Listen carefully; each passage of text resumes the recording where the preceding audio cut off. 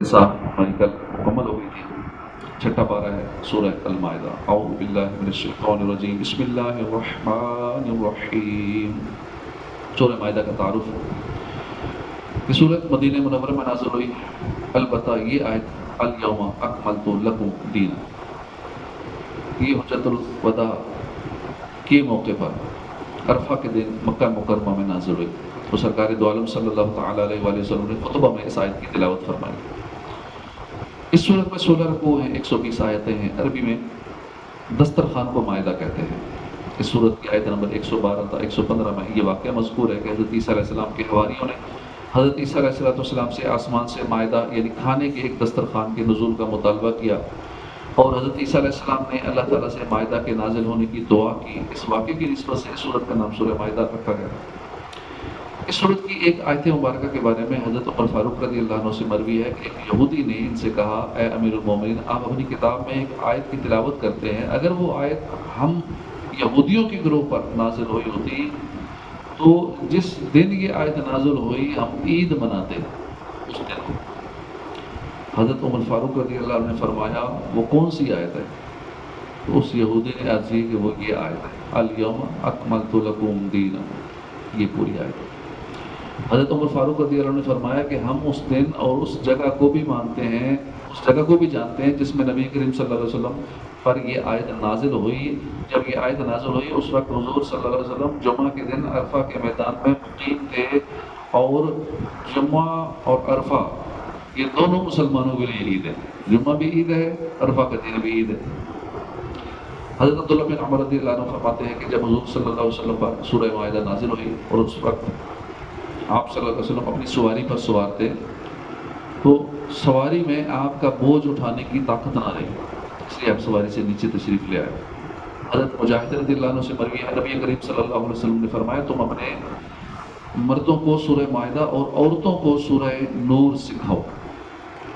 علامہ فاروق مناوی فرماتے ہیں سورہ مائدہ میں چونکہ مردوں کے لیے بہت ڈانٹ ٹپٹ ہے اس لیے انہیں سورہ مائدہ سکھانے کا حکم دیا گیا، اور سورہ نور میں عورتوں کے لیے بہت ڈانٹ ٹپٹ ہے کہ اس میں واقعہ عفق ہے اور زینت کے مقام ظاہر کرنے کی حرمت وغیرہ ان چیزوں کا بیان ہے جو عورتوں سے متعلق ہے، اس لیے انہیں سورہ نور سکھانے کا حکم دیا گیا. تو اس لیے اپنے گھر کی عورتوں کو سورہ نور سکھائی جائے تو انشاءاللہ پردے کے معاملات اور دیگر سارے معاملات کا خود بخود ذہن بن جائے گا جب قرآن پاک کی زبان میں سمجھیں گے.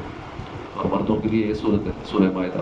انشاءاللہ ہم توجہ سے اگر پوری سنیں گے تو اچھی خاصی ہماری تربیت ہو جائے گی. اس میں ہمارے لیے ڈانٹ ٹپٹ ہے اچھی خاصی.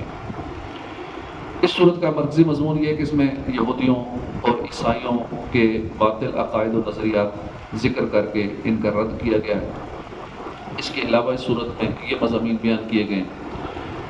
مسلمانوں کو تمام جائز معاہدے پورا کرنے کا حکم دیا گیا، اور ان جانوروں کے بارے میں بتایا گیا جو مسلمانوں پر حرام ہیں اور جو مسلمانوں کے لیے حلال ہے. وضو، غسل، تیمم کے احکام بیان کیے گئے ہیں. انصاف کے ساتھ گواہی دینے اور ناانصافی کرنے سے بچنے کا حکم دیا گیا ہے.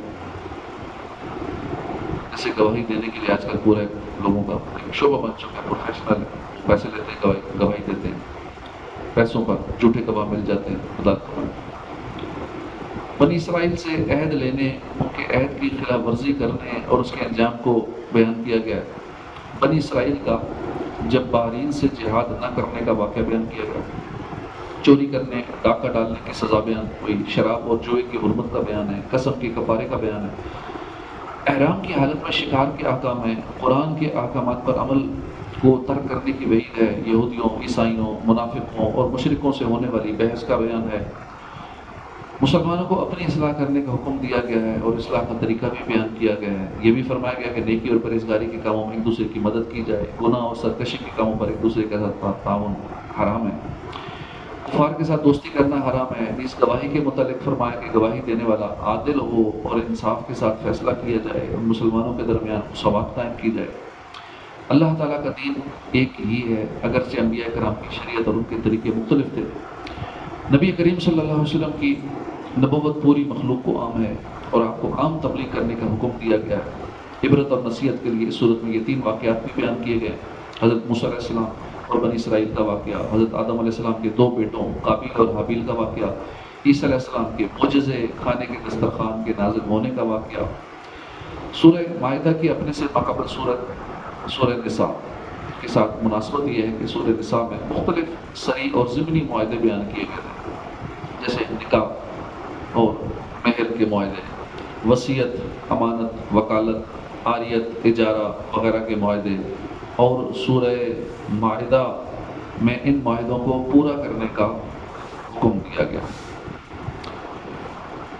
اعوذ باللہ من الشیطان الرجیم، بسم اللہ الرحمن الرحیم، یا ایہا الذین آمنوا اوفوا بالعقود احلت لکم بہیمۃ الانعام الا ما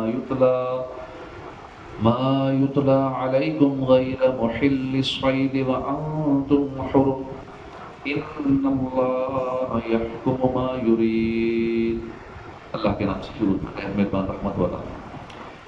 یا ایھا الذین، اے وہ لوگوں جو آمنو ایمان لائے، اوفو پورے کیا کرو، بالعقود تمام عہدوں کو، احلت حلال کر دیے گئے، لکم تمہارے لیے، بہیمۃ الانعام جو پائے جانے والی یعنی مویشی، الا مگر، ما یتلا جو پڑھا جائے گا، جو آگے حکم پڑھا جائے گا، علیکم تمہارے اوپر، غیر محل الصید نہ ہو شکار کو حلال ٹھہرانے والے، وانتم حرم اور حالانکہ تم احرام والے ہو، ان اللہ بے شک اللہ، یحکم ما یرید حکم فرماتا ہے جو چاہتا ہے، ما جو، یرید چاہتا ہے،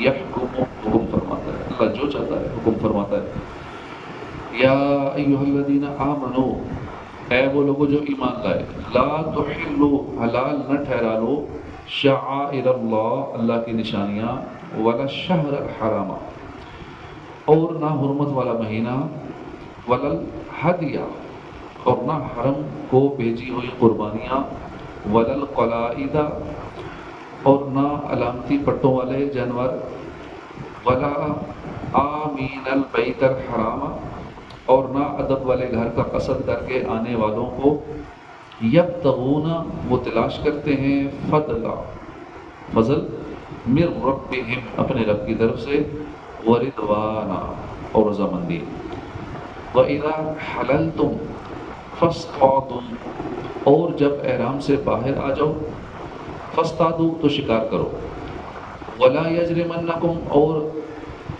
نہ ابھارے تمہیں، شنآن قوم کسی قوم کی دشمنی، بغض، ان صدوکم کہ انہوں نے روکا تھا تمہیں، عن المسجد الحرام مسجد حرام سے، ان تعتدوا کہ تم حد سے بڑھ جاؤ، وتعاونوا علی البر والتقوی اور دوسرے کی مدد کرو، علی البر والتقوی نیکی اور پرہیزگاری پر، ولا تعاونوا اور باہم مدد نہ کرو، تعاون نہ کرو، علی الاثم والعدوان گناہ اور زیادتی پر، واتقوا اللہ اور اللہ سے ڈرتے رہو، ان اللہ شدید العقاب بے شک اللہ سخت عذاب دینے والا ہے، اللہ سے ڈرتے رہو بے شک اللہ سخت عذاب دینے والا ہے۔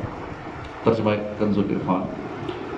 اے ایمان والو تمام عہد پورے کیا کرو، تمہارے لیے چھپائے جانور حلال کر دیے گئے سوائے ان کے جو آگے تمہارے سامنے بیان کیے جائیں گے، لیکن احرام کی حالت میں شکار حلال نہ سمجھو، بے شک اللہ جو چاہتا ہے حکم فرماتا ہے۔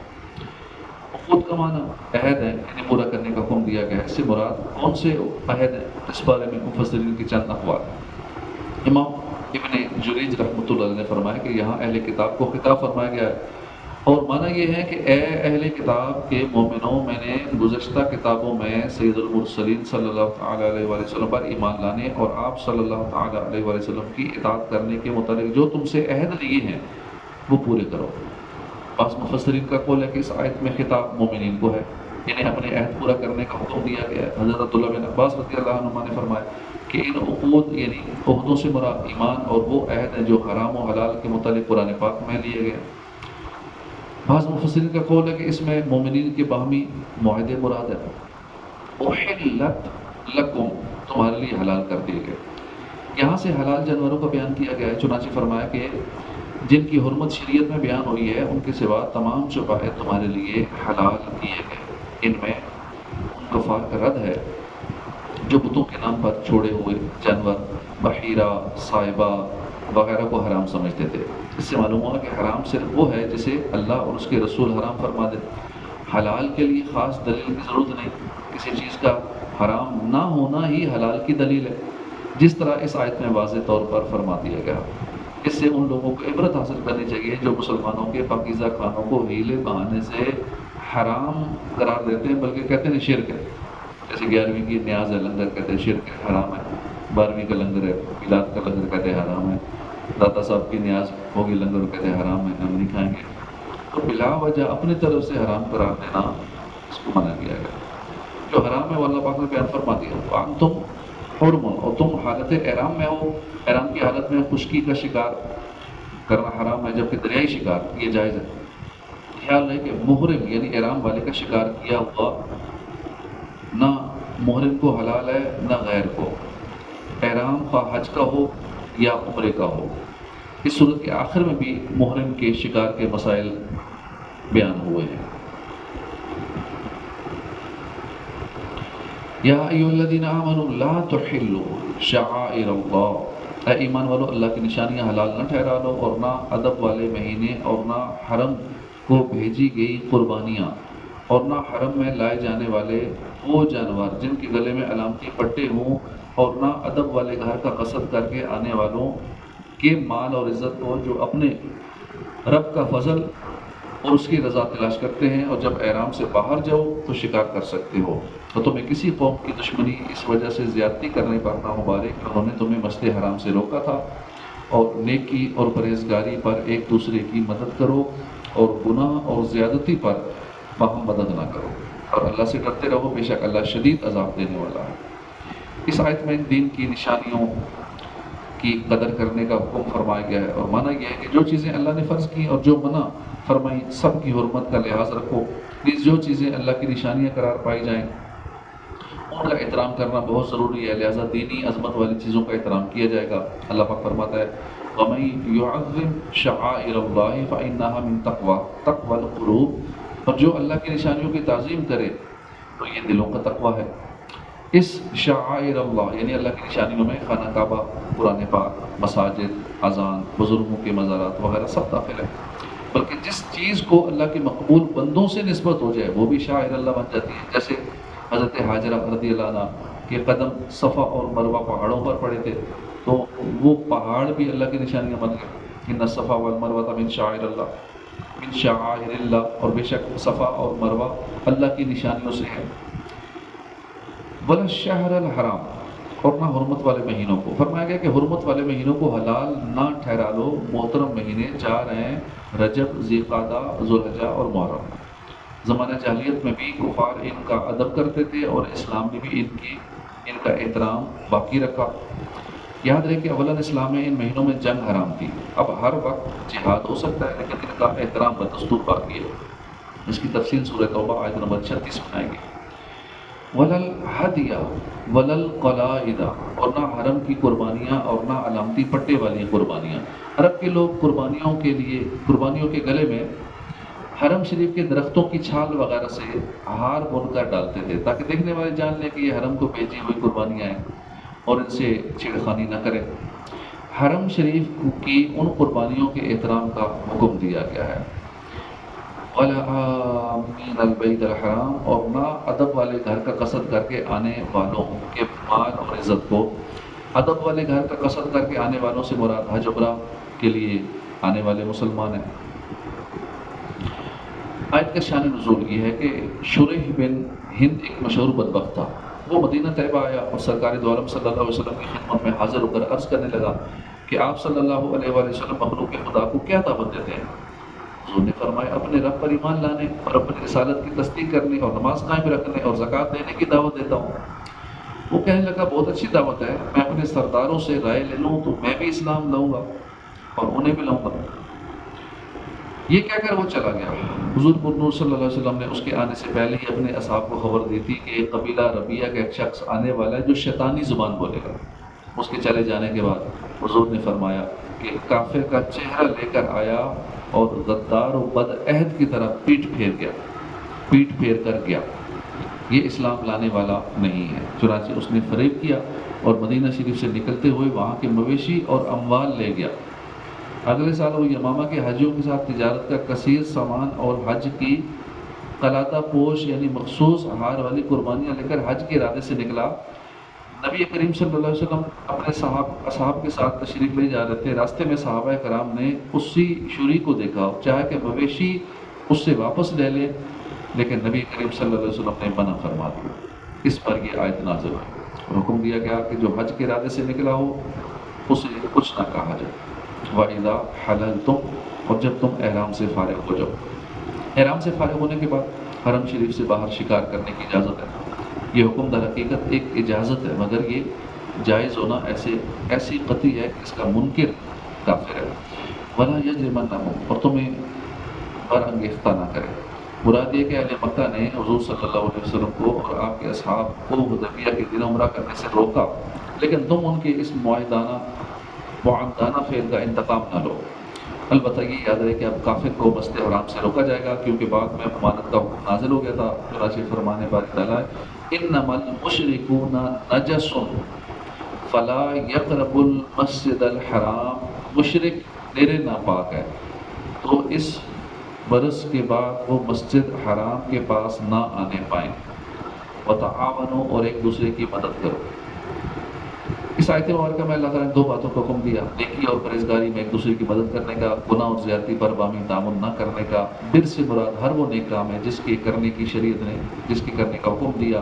تقویٰ سے مراد یہ ہے کہ ہر اس کام سے بچا جائے جس سے شریعت نے روکا ہے۔ اسم سے مراد گناہ ہے، اور عدوان سے مراد اللہ کی حدود میں حد سے بڑھنا ہے۔ ایک قول یہ ہے کہ اسم سے مراد کفر ہے اور عدوان سے مراد ظلم یا بدعت ہے۔ حضرت عبداللہ بن عباس فرماتے ہیں نیکی سے مراد سنت کی پیروی کرنا ہے۔ حضرت نواس بن سمعان فرماتے ہیں میں نے رسول اکرم صلی اللہ علیہ وسلم سے نیکی اور گناہ کے بارے میں پوچھا تو آپ نے فرمایا نیکی حسن اخلاق ہے اور گناہ وہ ہے جو تیرے دل میں کھٹکے اور لوگوں کا اس سے واقف ہونا تجھے ناپسند ہو۔ یہ نہایت جامع آیت مبارکہ ہے۔ نیکی اور تقویٰ میں ان کی تمام انواع و اقسام داخل ہیں، اور اسم اور عدوان میں ہر وہ چیز شامل ہے جو گناہ اور زیادتی کے زمرے میں آتی ہو۔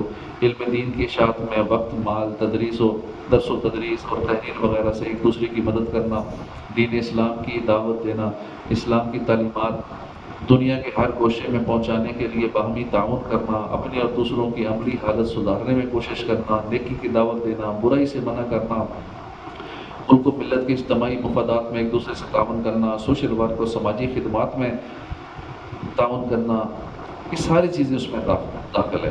کسی مسجد اور مدرسے کے ساتھ تعاون کرنا، یہ دینی معاملات میں تعاون کرنا ہے، مسجد کے لیے فنڈ کرنے کی کوشش کرنا، یہ ساری چیزیں اس تعاون میں داخل ہیں، کیونکہ نیک کاموں میں تعاون بندہ کر رہا ہے۔ گناہ اور ظلم میں کسی کی مدد نہ کرنے کا حکم ہے، کسی کا حق مارنے میں دوسروں سے تعاون کرنا، رشوتیں لے کر فیصلہ بدل دینا، جھوٹی گواہیاں دینا، بلا وجہ کسی مسلمان کو پھنسا دینا، ظالم کا اس کے ظلم میں ساتھ دینا، حرام اور ناجائز ہے۔ حرام اور ناجائز کاروبار کرنے والی کمپنیوں میں کسی بھی طرح شریک ہونا، بدی کے اڈوں میں نوکری کرنا، یہ سب ایک طرح سے برائی کے ساتھ تعاون ہے اور ناجائز ہے۔ قرآن پاک کی تعلیمات کتنی عمدہ ہے، اعلیٰ ہے، اس کا ہر حکم دل کی گہرائیوں میں اترنے والا ہے، اس کی ہر آیت گمراہوں اور گمراہ گروں کے لیے روشنی کا ایک مینار ہے۔ اس کی تعلیمات سے صحیح فائدہ اسی وقت حاصل کیا جا سکتا ہے جب ان پر عمل بھی کیا جائے۔ افسوس فی زمانہ مسلمانوں کی تعداد عملی طور پر قرآن تعلیمات سے بہت دور ہو چکی ہے۔ اللہ تعالیٰ سبھی مسلمانوں کو قرآن پاک کے احکامات پر عمل کی توفیق عطا فرمائے۔ آمین بجاہ نبی الامین صلی اللہ تعالیٰ علیہ وآلہ وسلم۔ اعوذ باللہ